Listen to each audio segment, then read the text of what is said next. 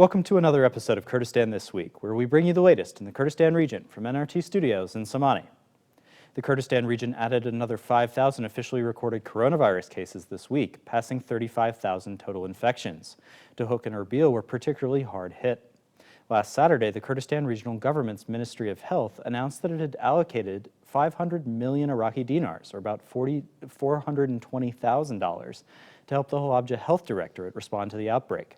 The ministry said that the funds come from the government's emergency coronavirus budget and will be used to buy equipment and medical supplies, which were reportedly running low in the governorate.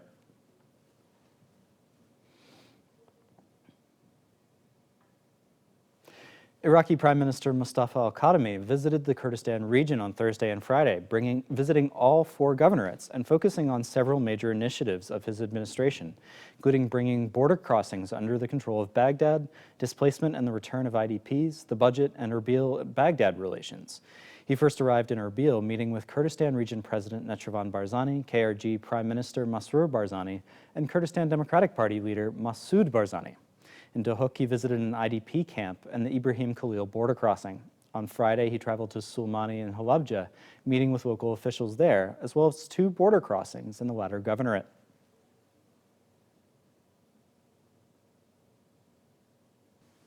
Fires at 3 different displacement camps in Duhok governorate this week highlighted the continued vulnerability of IDPs and refugees living in camps in the Kurdistan region.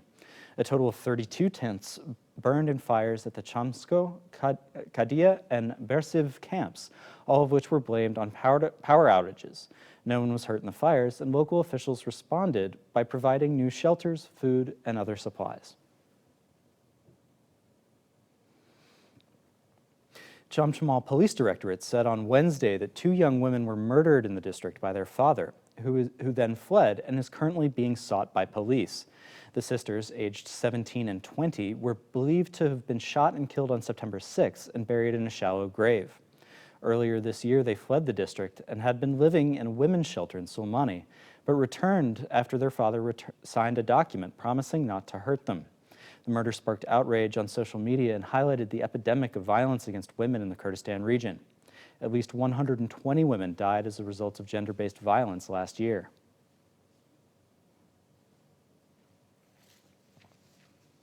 Finally, NRT's offices in Erbil and Duhok remain closed more than 3 weeks after they were shut down on August 20th by the local security forces, which are affiliated with the Kurdistan Democratic Party. KRG Coordinator for International Advocacy Dindar Zabari said in a letter last month that the government was launching a formal case against NRT, which would include a trial which had been scheduled for this past Wednesday. The channel received no formal notice from the Minister of Youth and Culture or any judicial body about the lawsuit ahead of the appointed date. A day ahead of the purported trial, several developments occurred. Zawari told NRT that the trial would not happen at this time.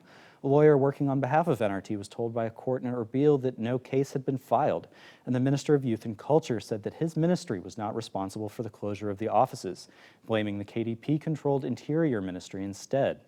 Taken together, it is clear that the continued closures and the general campaign of harassment against NRT and independent journalists in the Kurdistan region constitute not only a violation of freedom of the press, but also a serious violation of rule of law. On Thursday, a group of activists and journalists released a statement arguing that the closures and earlier arrests of NRT journalists were merely partisan actions by the KDP, which is illegitimately using the institutions of the government for its own purposes. Thanks for tuning in to this episode of Kurdistan This Week. If you'd like more information on these stories and others, check out our website, nrttv.com/en, and be sure to like us on Facebook and follow us on Twitter.